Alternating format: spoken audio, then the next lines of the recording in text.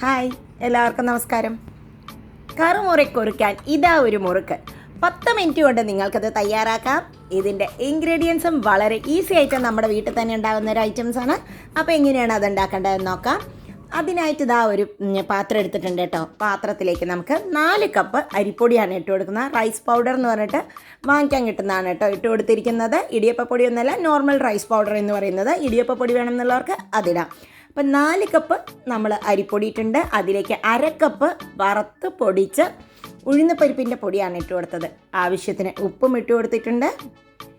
1 table സ്പൂണോളം ഞാൻ ജീരകം, 1 ടേബിൾ സ്പൂൺ എള്ള്, ഒരു 3 ടേബിൾ സ്പൂണോളം നമ്മുടെ മുളക് പൊടിയും കൂടി ഇട്ട് കൊടുത്തിട്ടുണ്ട്. അപ്പോൾ എരിവ് നിങ്ങളുടെ ഇഷ്ടത്തിനനുസരിച്ച് കൂട്ടാം, കുറയ്ക്കാം. ഇത് കുറച്ച് എരിവിൽ തന്നെയാണ് ഉണ്ടാക്കിയിരിക്കുന്നത്. 1 ടേബിൾ സ്പൂണോളം കായത്തിൻ്റെ പൊടിയും കൂടി ഇട്ട് കൊടുത്തിട്ടുണ്ട് കേട്ടോ. ഇനി ഇതിനെ നന്നായി ഒന്ന് മിക്സ് ചെയ്ത് കൊടുക്കാം. ഇതിൽ ഉഴുന്നിൻ്റെ പൊടിയുടെ അളവ് കൂടരുത്, അപ്പോൾ അത് നന്നാവില്ല. ഇനി നിറയെ ബട്ടറും കൂടി ഇട്ട് കൊടുക്കാം. കുറച്ച് ഞാനൊരു 10 ഗ്രാമോളം ബട്ടർ ഇട്ടിട്ടുണ്ട്. നല്ലവണ്ണം ബട്ടർ എത്രത്തോളം നിങ്ങൾ ഇടുന്നോ അത്രത്തോളം ഈ മുറുക്കിന് സോഫ്റ്റ്നെസ് കൂടും. ഇനി ഈ ബട്ടറിനെ ഈ ബാക്കി സാധനങ്ങളും കൂടി നന്നായി കൈ കൊണ്ട് യോജിപ്പിക്കുക കേട്ടോ. ബട്ടർ ഇല്ലാത്തവർ നെയ്യ് ഉപയോഗിക്കട്ടെ എന്ന് ചില ആൾക്കാർ ചോദിക്കാറുണ്ട്. നെയ്യ് ഉപയോഗിച്ചാൽ മുറുക്ക് പൊതുവെ അത്ര ഒരു ടേസ്റ്റ് എനിക്ക് ഫീൽ ചെയ്യാറില്ല. അതിനേക്കാൾ നല്ലത് എണ്ണ ചൂടാക്കി വേണമെങ്കിൽ നിങ്ങൾക്ക് ഒഴിക്കാം. ഇപ്പോൾ ഇതാ കുറച്ച് ഉപ്പും കൂടി വേണം തോന്നിയപ്പോൾ ഞാൻ കുറച്ചും കൂടി ഉപ്പിട്ടു. ഇനി നമുക്ക് വെള്ളം ഒഴിച്ച് പാകത്തിന് കുഴച്ചെടുക്കാം. ഭയങ്കര കട്ടിയിലൊന്നല്ല കേട്ടോ കുഴക്കേണ്ടത്. നമുക്ക് പിഴിഞ്ഞെടുക്കുവാനുള്ള പരുവത്തിലാണ് ചെയ്യേണ്ടത്. ഒരുപാട് ലൂസാവരുത്, ഒരുപാട് ടൈറ്റും അല്ലാത്ത രീതിയിൽ കുറച്ച് വെള്ളം ഇതേമാതിരി ഒഴിച്ചും തളിച്ചും കൊടുത്ത് മിക്സ് ചെയ്തെടുക്കുക. നല്ലവണ്ണം ആ ഉഴുന്നും നമ്മുടെ അരിപ്പൊടിയും കൂടി നല്ല ബൈൻഡിങ് വരണം കേട്ടോ. നിങ്ങൾക്ക് ഈ റൈസ് പൗഡർ ഇല്ല എന്നുണ്ടെങ്കിൽ പച്ചരി കുതിർത്ത് പൊടിച്ച് ഒന്ന് വറുത്തതിന് ശേഷം അത് ഉപയോഗിക്കാം. ഇത് നല്ല നൈസായിട്ടുള്ള പൊടി തന്നെയാണ് കേട്ടോ. കണ്ടോ, ഇത് നന്നായിട്ടായി വന്നിട്ടുണ്ട്. ഇങ്ങനെ മടക്കിയെടുക്കുമ്പോൾ നല്ല സോഫ്റ്റ് ആവുമേ. ഇത് കണ്ടോ, ഇതാണ് നമ്മുടെ മാവിൻ്റെ പരുവം.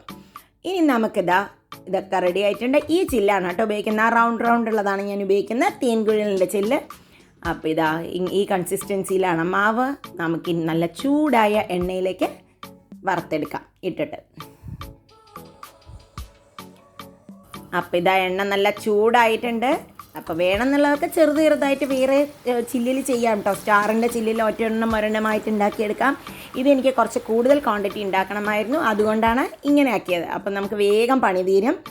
അപ്പോൾ ഒന്ന് നമുക്ക് മറിച്ചിടാം. ഇടയ്ക്കും തലയ്ക്കൊക്കെ മറിച്ചിട്ട് കൊടുക്കാം. ഒരുപാട് ഹൈ ഫ്ലെയിമിലല്ല വെക്കുന്നത്.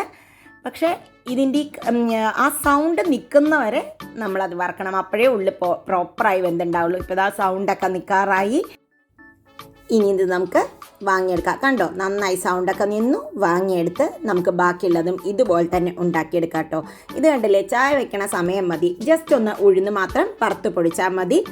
സൂപ്പറായിട്ടുള്ള നമ്മുടെ ഉഴുന്ന് മുറുക്ക് റെഡിയായി വന്നിട്ടുണ്ട് കേട്ടോ. നല്ല ടേസ്റ്റി ആയിട്ടുള്ള ക്രഞ്ചി ആയിട്ടുള്ള മുറുക്ക് തന്നെയാണ് ഇത്. അപ്പോൾ എല്ലാവരും ഉണ്ടാക്കി നോക്കൂ, അഭിപ്രായങ്ങൾ അറിയിക്കുമല്ലോ. വീണ്ടും അടുത്ത വീഡിയോയിൽ കാണാം. ബൈ.